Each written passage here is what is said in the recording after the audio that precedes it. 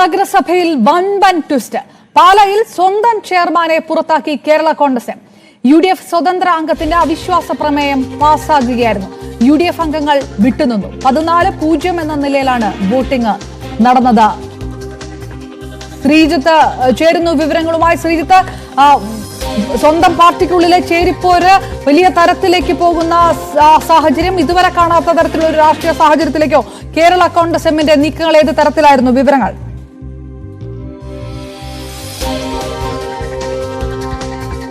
പറഞ്ഞ ഒരു ചേരിപ്പോരെന്ന് പറയാൻ കഴിയില്ല. നിലവിലുള്ള ചെയർമാനെ പുറത്താക്കാൻ പല ശ്രമങ്ങളും കേരള കോൺഗ്രസ് എം നടത്തി. പക്ഷെ അതൊന്നും വിജയം കണ്ടില്ല. അദ്ദേഹം ഷാജു തുരുത്തൻ രാജിവെക്കാൻ തയ്യാറായില്ല. ഇതോടെയാണ് അദ്ദേഹം മറ്റു ചില നീക്കങ്ങളും ഷാജു തുരുത്തൻ തന്നെ നടത്തി. കാരണം രാജിവെച്ചില്ലെങ്കിൽ അവിശ്വാസം കൊണ്ടുവരും എന്ന മുന്നറിയിപ്പ് കേരള കോൺഗ്രസ് എം തന്നെ നൽകിയിരുന്നു. പക്ഷെ അതിനെ മറികടക്കാൻ അദ്ദേഹം പ്രധാനമായും ചെയ്തത് UDF സ്വതന്ത്രനെ കൊണ്ട് അദ്ദേഹം തന്നെ ഒരു നീക്കം നടത്തി അവിടെ ഈ അവിശ്വാസ നോട്ടീസ് നൽകുകയായിരുന്നു. കാരണം ആ അവിശ്വാസ നോട്ടീസ് പരാജയപ്പെട്ടാൽ പിന്നീട് LDF-ന് അദ്ദേഹത്തെ പുറത്താക്കാൻ കഴിയില്ല എന്നുള്ളതായിരുന്നു അദ്ദേഹത്തിന്റെ ഒരു തന്ത്രം. UDF സ്വതന്ത്രൻ അങ്ങനെ അവിശ്വാസം നൽകുന്ന സ്ഥിതിവിശേഷം ഉണ്ടായി. എന്തായാലും ഇതെല്ലാം കഴിഞ്ഞതിന് പിന്നാലെയാണ് അദ്ദേഹം കഴിഞ്ഞ ദിവസം ആശുപത്രിയിൽ പ്രവേശിപ്പിക്കപ്പെടുകയും ചെയ്തു. പക്ഷേ ഇതെല്ലാം അദ്ദേഹത്തിന്റെ തന്ത്രങ്ങളാണ് എന്ന നീക്കമാണ് ഇപ്പുറത്തെ ഇടത് ക്യാമ്പ് നടത്തിയത്. ഏറ്റവും ഒടുവിലും ഈ CPM-ന്റെയും CPI-യുടെയും പിന്തുണ നേടുകയും അങ്ങനെ അവിശ്വാസം എന്തായാലും ഇന്ന് വരും. ആ അവിശ്വാസം തികയ്ക്കാനുള്ള 14 അംഗങ്ങൾ തങ്ങളുടെ പക്കലുണ്ട്, LDF-ൽ തന്നെ ഉണ്ട്.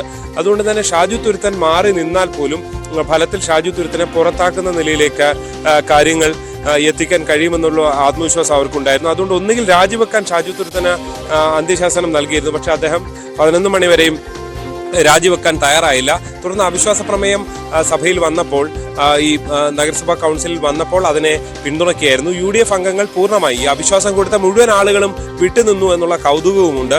അങ്ങനെ UDF സ്വതന്ത്രന്റെ അവിശ്വാസത്തിൽ LDF അംഗങ്ങൾ പൂർണ്ണമായും വോട്ട് ചെയ്ത് LDF-ന്റെ തന്നെ ചെയർമാനെ പുറത്താക്കിയിരിക്കുന്നു. അതാണ് പാലയിൽ നടന്ന കൗതുകകരമായ നാടകീയമായ രാഷ്ട്രീയ നീക്കം.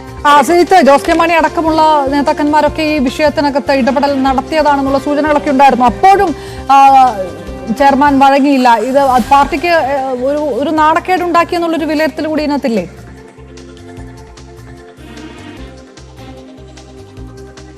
തീർച്ചയായും ഇടതുമുന്നണിയുടെ ഒരു ചെയർമാനെ ഇടതുമുന്നണി തന്നെ പുറത്താക്കുന്നു എന്ന് പറയുമ്പോൾ അത് നാണക്കേടാണ് എന്ന കാര്യത്തിൽ യാതൊരു സംശയവുമില്ല. പ്രത്യേകിച്ച് തദ്ദേശ തെരഞ്ഞെടുപ്പിന് ഇനി മാസങ്ങൾ മാത്രമാണ് ബാക്കിയുള്ളത്.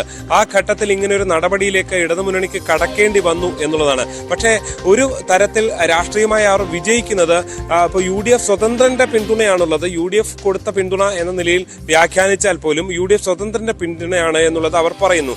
രണ്ടാമത്തെ അവരുടെ ഒരു കാര്യം, ഈ ഷാജു തുരുത്തനെ പുറത്താക്കിയാലും തൊട്ടടുത്ത അവിശ്വാസത്തിന് ശേഷം ഇനി നടക്കുന്ന തെരഞ്ഞെടുപ്പിൽ ഇവരുദ്ദേശിച്ച ആളെ തന്നെ ചെയർമാനാക്കാൻ കഴിയും.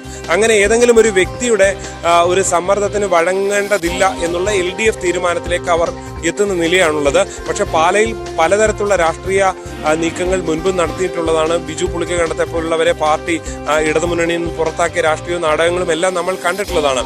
എന്തായാലും അതിന് പിന്നാലെയാണ് ഇടതുമുന്നണിയിലെ കടുത്ത ഒരു തരത്തിൽ പറയാവുന്ന ഇടതുമുന്നണിക്ക് നാണക്കേടുണ്ടാകുന്ന സംഭവം തന്നെ. സ്വന്തം ചെയർമാനെ സ്വയം UDF സ്വതന്ത്രാംഗത്തിന്റെ പിന്തുണയിൽ പുറത്താക്കേണ്ടി വരുന്ന ഒരു ഗതികേടിലേക്ക് LDF എത്തി എന്ന് തന്നെ പറയേണ്ടി വരും.